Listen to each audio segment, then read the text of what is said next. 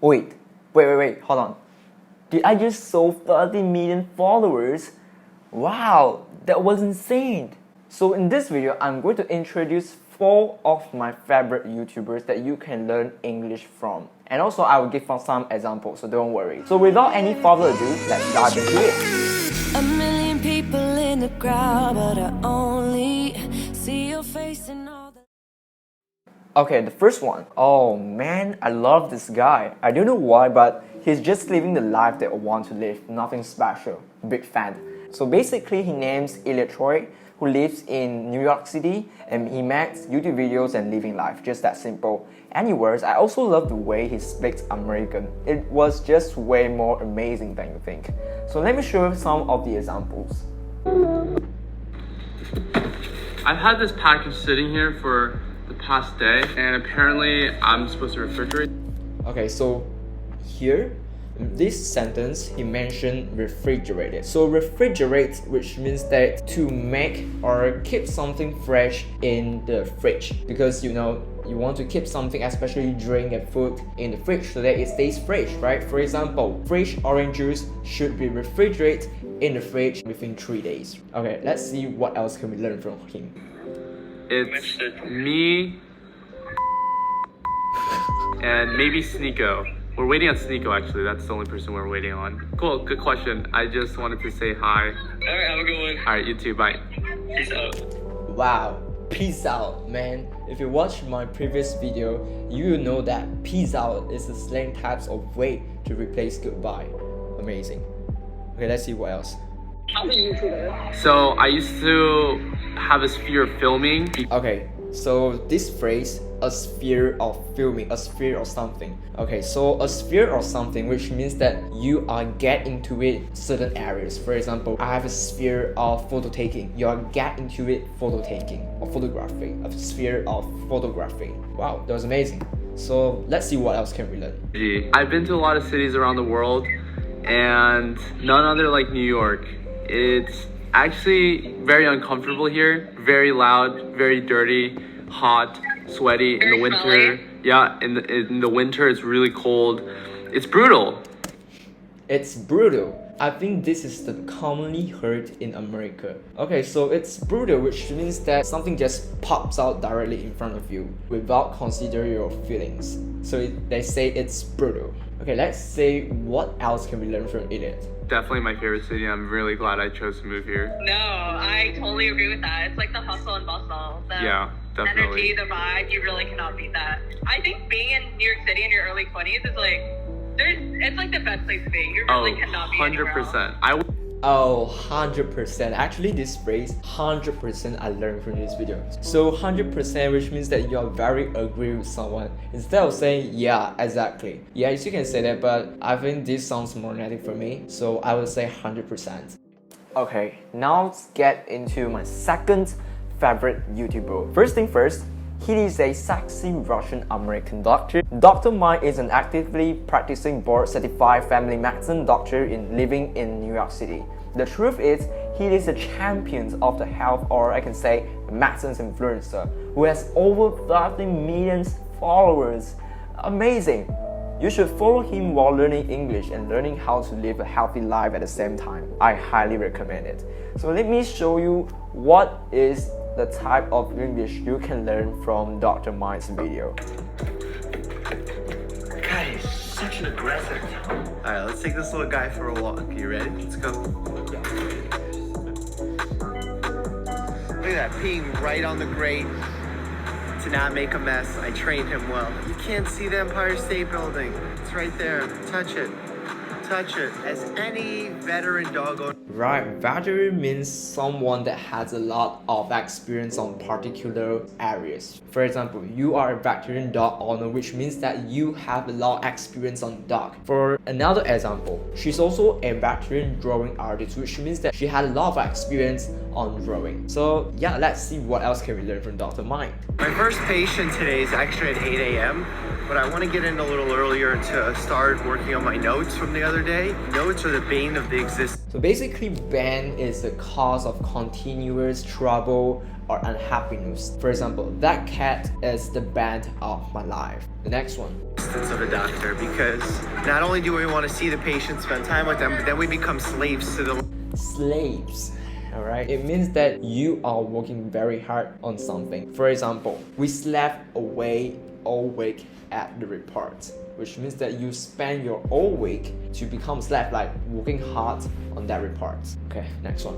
electronic medical record. It's pretty brutal. Wait. You saw that? It's pretty brutal. Hey, see them. I'm on. By the way, now that we're just hanging out here, having some water, and I'm driving to work, I need you to hit that subscribe button and that notification bell and set your alerts to all, just so the YouTube algorithm doesn't mess with us any further. I know only 15% of you have done that so far. Step up your game. Step up your game. So basically, step up your game is if you want to improve somewhere, like if you want to improve something, you have to step up your game. For example, you have to step up your game and consider subscribing to my YouTube channel if you want to learn English. Let's see what else can we learn from Dr. Mike. Stories, Jenny, let's cheer people up. Michael, the good stories is there's lots of men walking around with nice scrubs. That's the best story. Jenny's getting feisty today. Feisty. Okay, feisty means describe someone is active and forceful. For example, we can say that lady is feisty.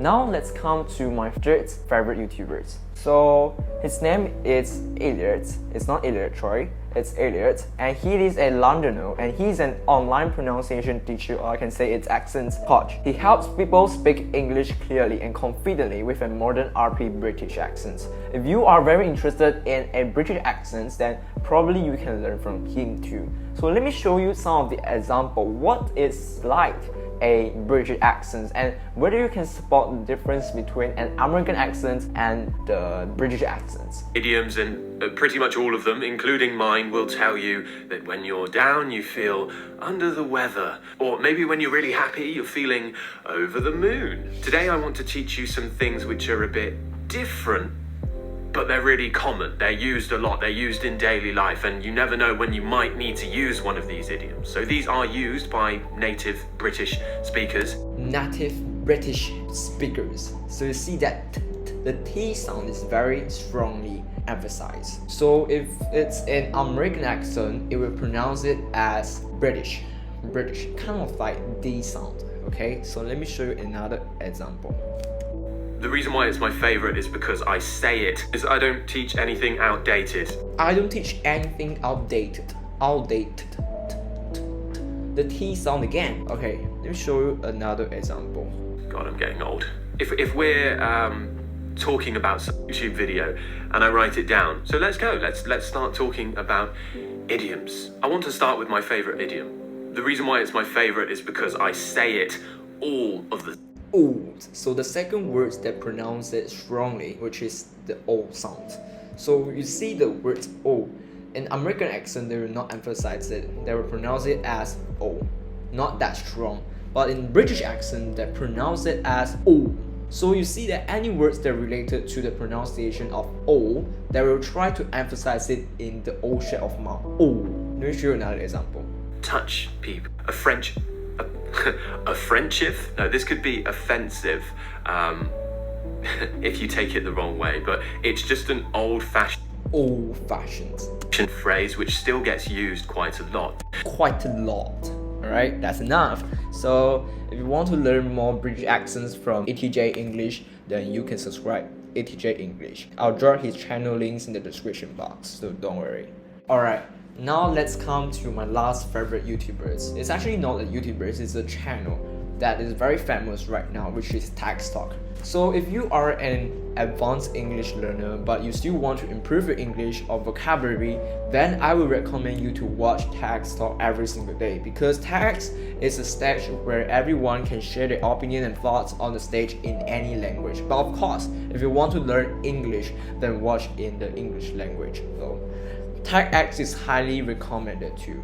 So let me show you some of the examples that you can learn from TEDx channel's video.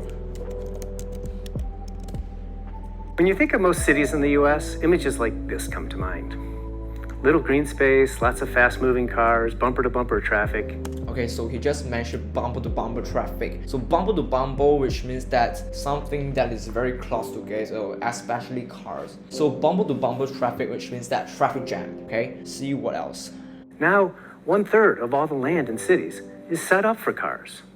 We add lanes to 6-lane highways, we cut down trees to widen 2-lane residential roads, we pave over scarce open space. We pave over something. So pave over, which means that cover an area with roads, buildings, and parking lot, and etc. For example, all this beautiful farmland will be paved over, which means that this beautiful farmland will be paved over with parking lots, buildings, or roads. Let's see what else, okay? The costs, the noise, the pollution have taken a toll on us. The car, the pollution has taken a toll on us. So taking a toll, which means something that brings bad or serious effect on us. For example, her illness has taken a toll on her marriage. Let's see another one. Bikes and all forms of wheeled devices that are cleaner, lighter, and more convenient than cars. Signs like this went up, scenes like this appeared. Using street space to preserve physical and mental health became an imperative. Became an imperative. So imperative means something that is important and urgent. For example, it's imperative to act now before the problems get really serious. So you can say it's imperative instead of saying it's important. It sounds like first time you learn English, but of course there's nothing wrong about its importance. But if you want to sound a bit negative, then you probably can try it's imperative. So let me show you the last one, okay? Take a backseat to people.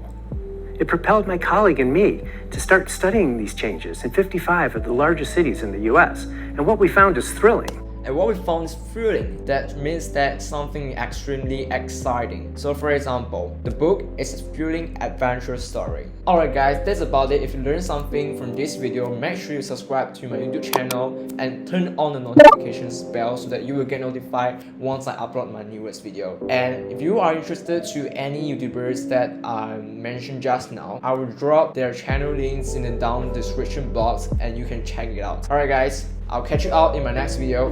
Peace. When you describe a girl it's beautiful, you will say that girl is beautiful. But you can say this instead. That girl that's dropped that The girl. bass keep pounding on me, baby. I really wanna make you mine.